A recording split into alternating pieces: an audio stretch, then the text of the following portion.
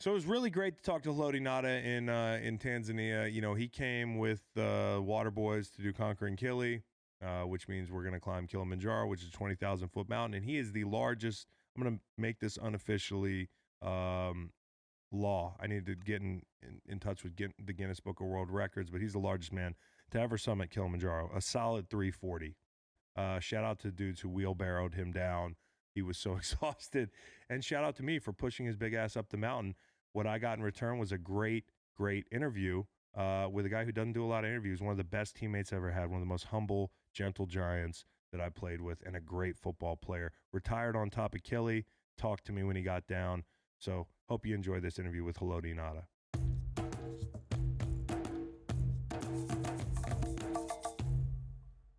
So we're here at sea level now, thankfully, but we're not out of the woods yet because we're at the emergency assembly point. I have no clue what the hell they do here, but the emergency today to me is that Haloti Ngata has recently retired from the NFL officially. One of my favorite players I played with. I think it's a tragedy we don't have you in the league anymore, but here you are. You're now unemployed.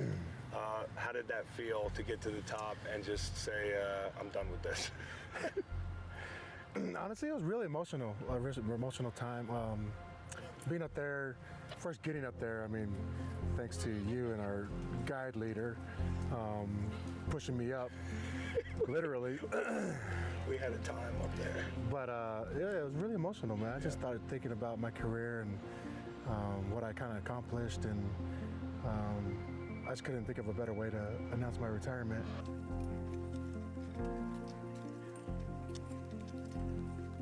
That's the biggest way I've seen anybody do it.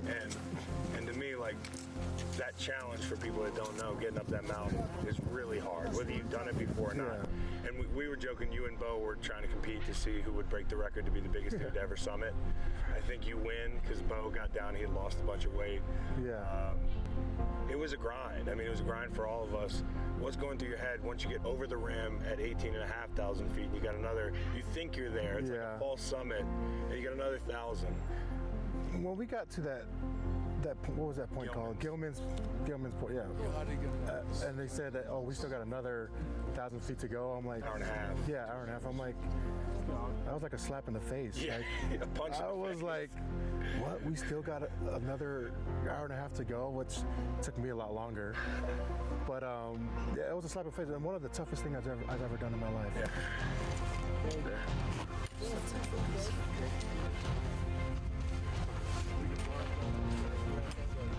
I've never done something this mentally, physically, spiritually tough. Like, it's just like everything. It just tested everything in my body, and because it's monotonous. Yeah. We're used to doing something where the play is 3 to 5 seconds. You got a quarter. You know when the quarter's over. Yep, the time. offense can get the ball. It feels like you're on a never-ending drive, and all your subs are hurt. And, yes. And like, you have to stay in. Yes. So the remarkable thing for me was, like, everybody moves slow, but a lot of people take breaks. And you were struggling, I was struggling. Like, people were having a hard time, but you never stopped. And I think a lot of it had to do with what was in your backpack for both of us. Yes. Yeah. So yeah, I was like, I couldn't stop. There's no way. I'm gonna bring a flag up to announce my retirement and not make it all the way. Flag would just sit. I mean, you have to just like. I'd have to play another year.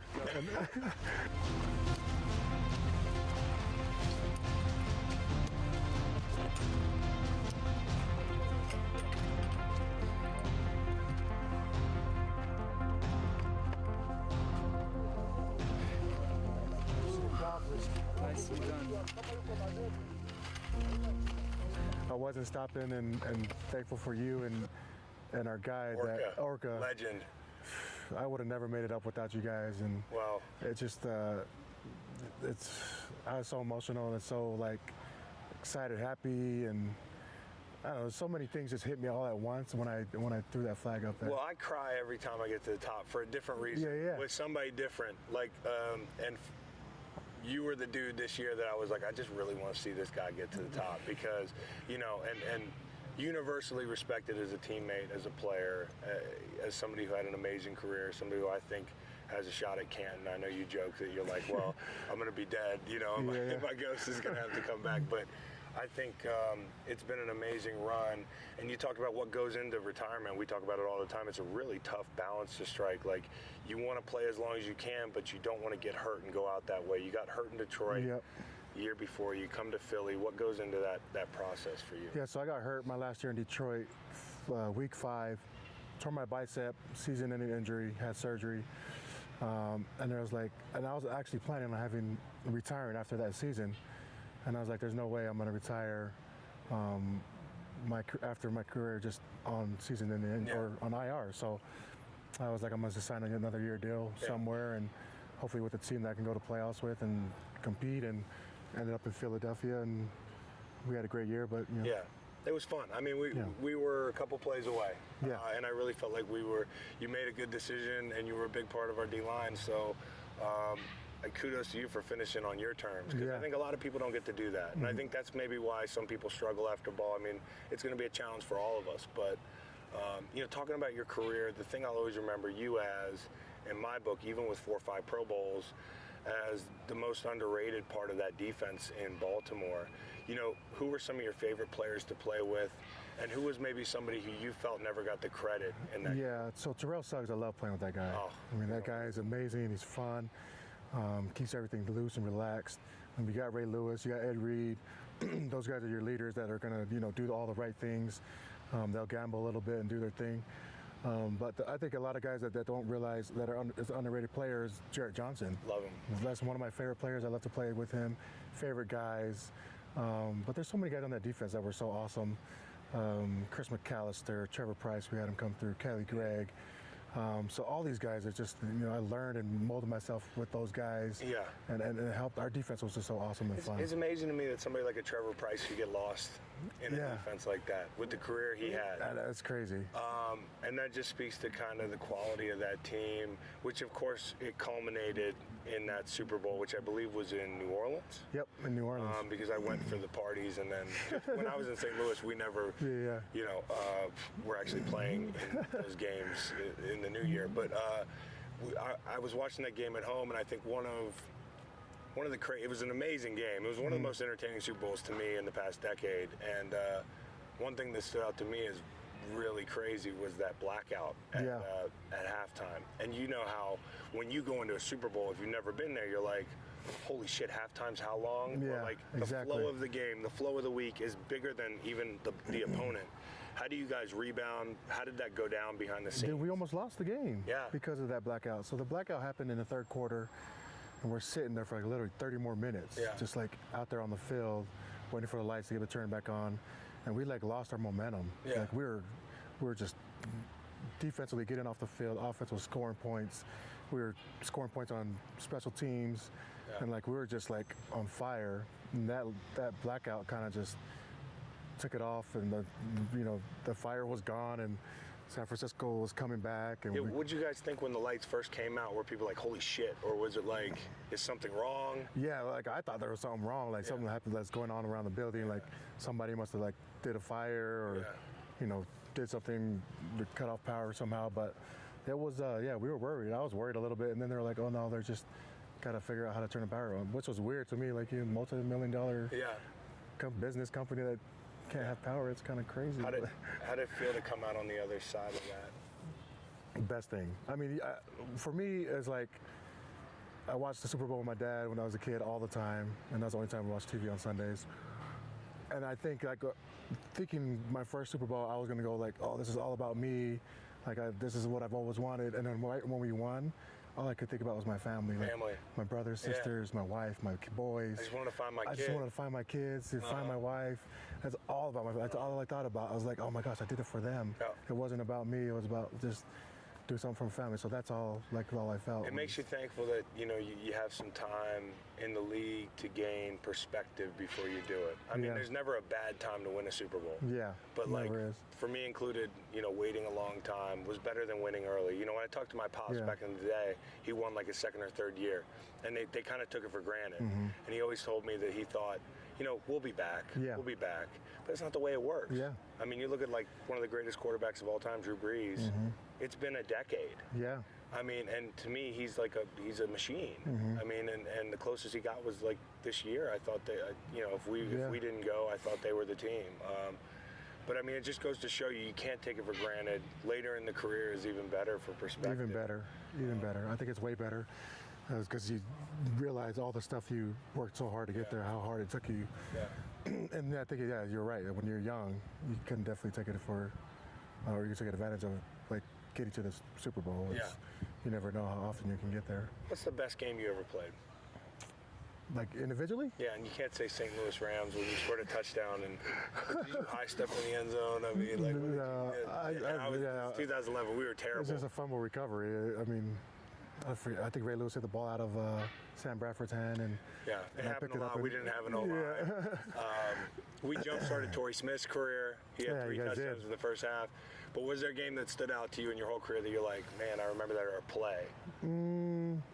I guess it would be a Steelers game where I got through the line real fast and made Mendenhall fumble the ball, hit him real good, got a fumble recovery, and then our next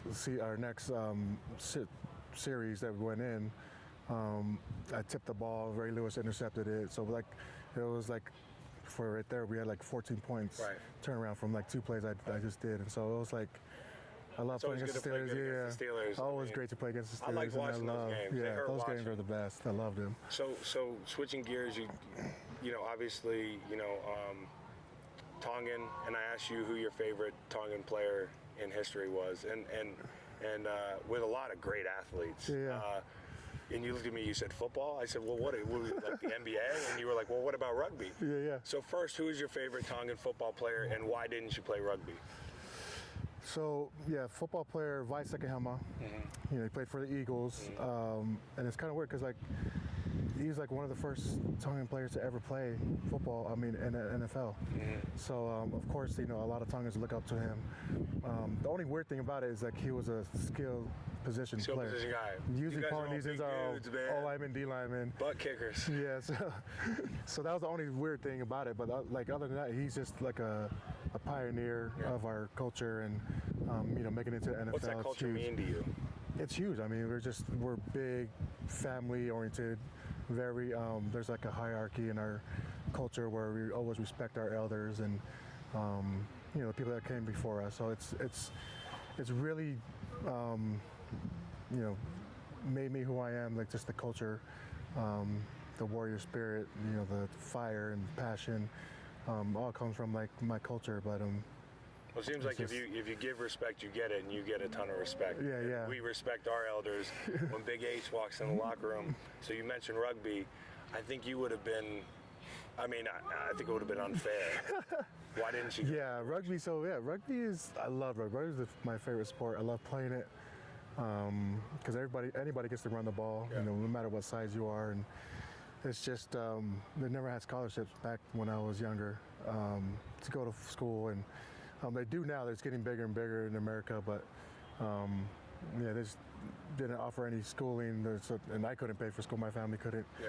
So I had to stick with football scholarship and go that route. And but rugby, I would have loved to play rugby. It would have been amazing.